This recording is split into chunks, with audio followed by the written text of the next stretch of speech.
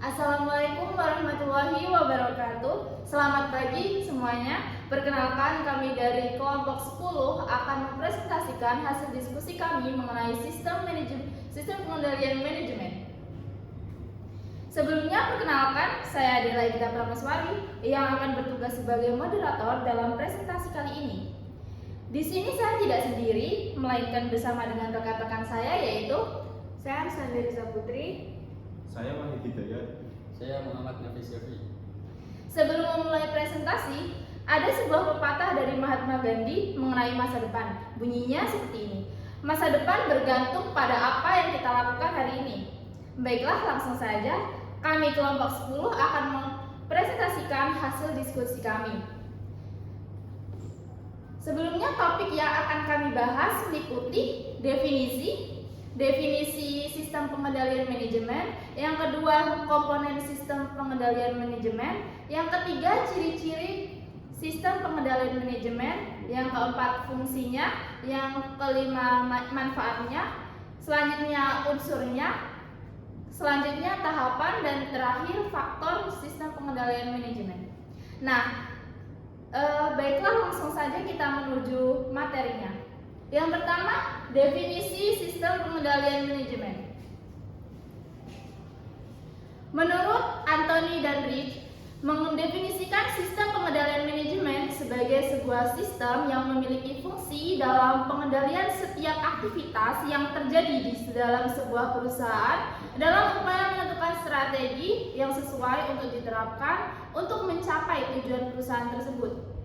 Ada lagi yang menurut Swadi mengartikan sistem pengendalian manajemen sebagai sebuah sistem yang terdiri dari berbagai subsistem yang memiliki kaitan antara satu dengan yang lain. Subsistem tersebut terdiri dari penganggaran, pemrograman, pelaporan, akuntansi, hingga pertanggungjawaban. Selanjutnya, komponen. Komponen sistem pengendalian manajemen adalah W atau work yang memiliki arti pekerjaan, E atau employee yang memiliki arti tenaga kerja, R atau relationship yang memiliki arti hubungan, dan E atau environment yang memiliki arti lingkungan. Selanjutnya ada ciri-ciri sistem pengendalian manajemen yang akan disampaikan oleh teman kita Wahid Hidayat. Kepadanya dipersilakan. Untuk materi selanjutnya adalah ciri-ciri dari sistem pengendalian manajemen. Untuk ciri-ciri yang pertama, sistem pengendalian manajemen dapat digunakan untuk memegang kendali dari keseluruhan perusahaan maupun organisasi. Yang kedua, dapat memiliki orientasi terhadap manusia. Dan yang ketiga, memiliki sifat atau tidak terlalu memerlukan hitungan yang pasti ketika mengevaluasi suatu hal.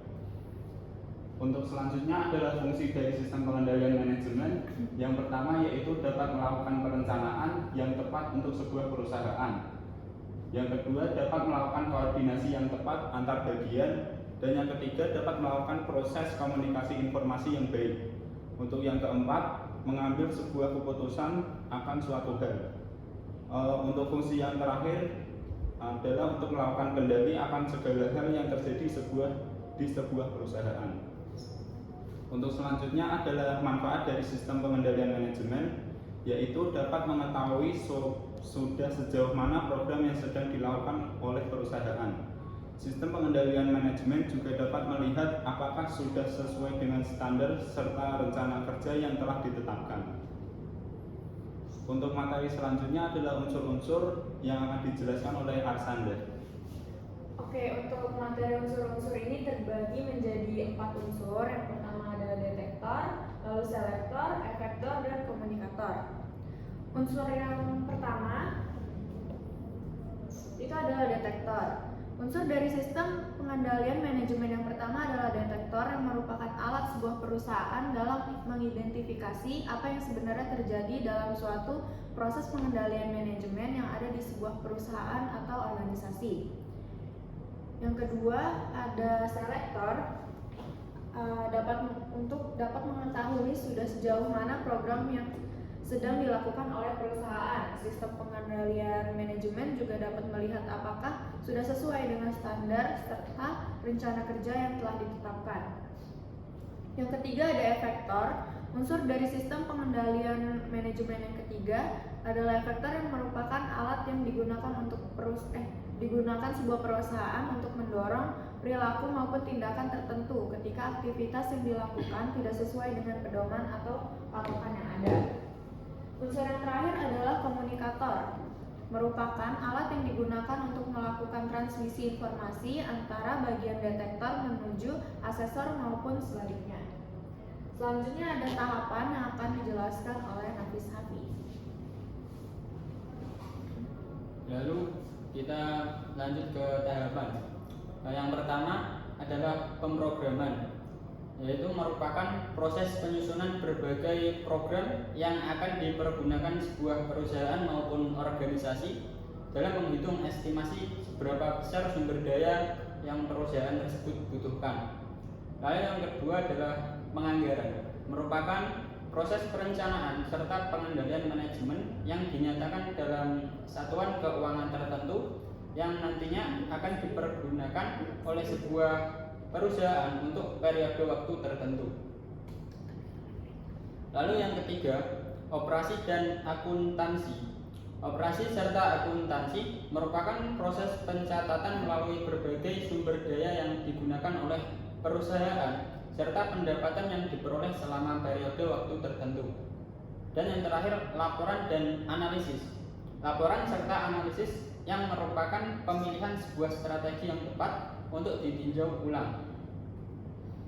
Lalu kita lanjut ke faktor. Faktor yang pertama, ukuran serta penyebaran enterprise. Lalu yang kedua, struktur organisasi, delegasi serta desentralisasi. Lalu yang ketiga, sifat serta pembagian operasi. Lalu yang keempat, jenis pusat tanggung jawab, dan yang terakhir, persepsi yang dimiliki seseorang. Nah, selesai sudah penyampaian materi mengenai sistem pengendalian manajemen.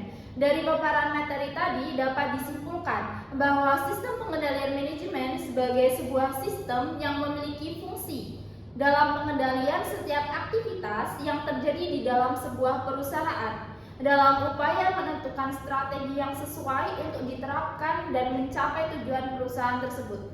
Sebuah perusahaan harus memiliki sistem pengendalian manajemen yang baik agar perusahaan bisa berjalan dengan baik. Sekian presentasi dari kami. Sebelumnya ada sebuah kata motivasi. Teknologi semakin melampaui batas. Jika kamu tidak bergegas, maka kamu akan tergilas. Sekian presentasi kami. Apabila ada kesalahan, kami mohon maaf sebesar-besarnya. Wabillahi taufiq wal hidayah. Wassalamualaikum warahmatullahi wabarakatuh.